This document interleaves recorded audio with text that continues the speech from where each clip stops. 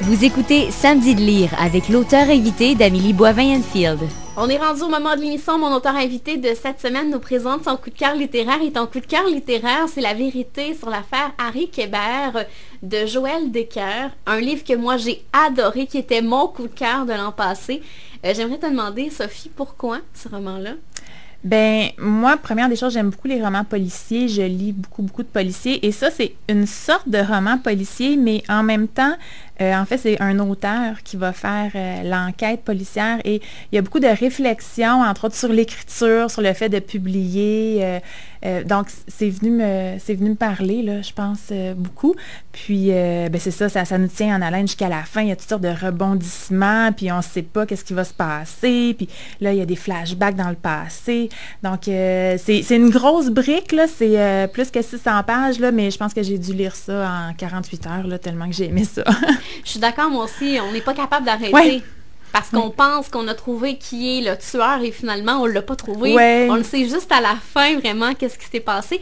Raconte-nous un peu l'histoire pour les auditeurs qui ne connaissent pas ce livre-là. Oui, en fait, donc, le narrateur, c'est donc un jeune auteur qui s'appelle Marcus Goldman, qui a publié un premier livre qui a été un super succès. Et là, il doit remettre un deuxième manuscrit à son éditeur. Il n'y a pas trop d'idées.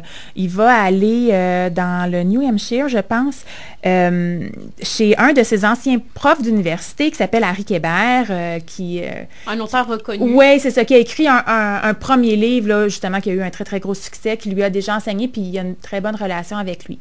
Il va passer du temps là. Finalement, ben, il ne trouve pas d'inspiration, il revient à New York, et quelques jours après, il y a un coup de téléphone, justement, de Harry Kébert, et là, il est accusé de meurtre. Il était accusé d'avoir tué une jeune fille qui s'appelait Nola en 1975, parce qu'en creusant dans le jardin d'Harry, ils ont trouvé donc le cadavre de Nola et en plus, elle avait le manuscrit du premier livre de Harry Kébert. Donc là, il est accusé de meurtre et Marcus va tout faire pour découvrir qu'est-ce qui s'est passé. Il va retourner dans le New Hampshire et là, il va fouiller dans le passé de Harry, il va interviewer toutes sortes de personnes pour trouver, bon, qui était Nola, qu'est-ce qui est arrivé avec elle, puis pourquoi qu'elle avait le premier manuscrit de Harry Kébert entre les mains.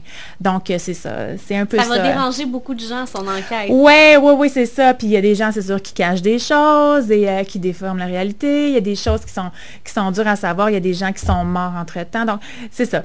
Et puis il aime beaucoup son ami Harry, il veut l'aider là-dedans, il était un mentor pour lui, donc il veut comme tout faire pour prouver que c'est pas lui qui l'a tué.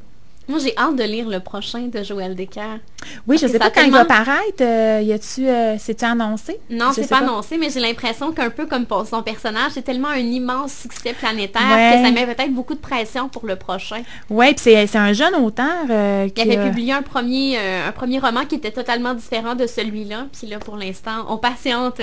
Oui, puis il a gagné des prix, là, le prix Goncourt des lycéens, prix du roman de l'Académie française. Donc, il a reçu des prix là, pour ce livre-là. Je pense que c'est unanime. Moi, je l'ai recommandé à quelques personnes toutes les personnes m'ont dit, Sophie, c'est super bon. Oui, j'ai beaucoup aimé ça. Faut pas avoir peur des gros livres, là, oui. Mais ceux qui aiment lire, là, beaucoup, là, ben c'est ça.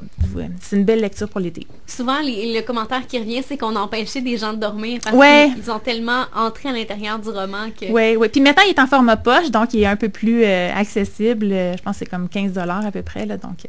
un bon investissement. Est-ce que tu voulais nous lire un extrait?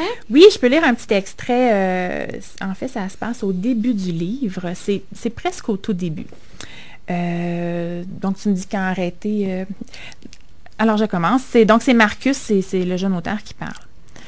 Au début de l'année 2008, soit environ 1 an et demi après être devenu, grâce à mon premier roman, La nouvelle coqueluche des lettres américaines, je fus frappé d'une terrible crise de page blanche, syndrome qui, paraît-il, n'est pas rare chez les écrivains ayant connu un succès immédiat et fracassant. La maladie n'était pas venue d'un coup. Elle s'était installée en moi lentement. C'était comme si mon cerveau, atteint, s'était figé peu à peu.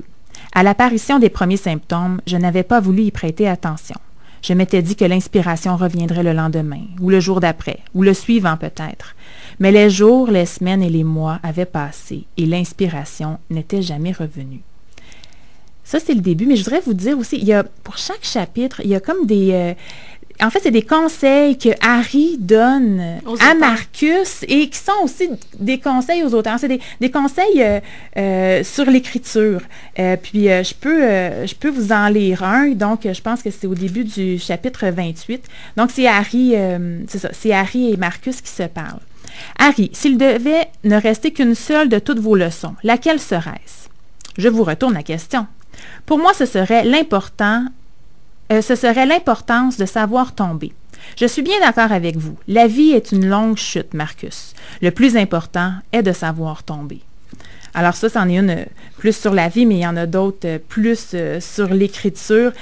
Puis moi, ça m'a beaucoup parlé. Tous ces petits conseils-là, ça m'a fait réfléchir aussi beaucoup. C'est sûr que moi, je suis une auteure, peut-être que ça me rejoint plus, mais je pense que même pour tous les gens qui aiment les livres, oui, c'est ça aussi, c'est des conseils aussi sur la vie. Il parle entre autres, il y a des parallèles avec la boxe, parce que Harry faisait de la boxe. Et, donc, c'est ça. On rappelle le titre? Oui, donc c'est La vérité sur l'affaire Harry Québert de Joël Dicker, qui est publié aux éditions de Fallois. Ben, merci beaucoup, Sophie, pour ce magnifique conseil. On se reparle dans les prochains instants. Moi, je te présente des ouvrages que j'ai lus cette semaine. Parfait.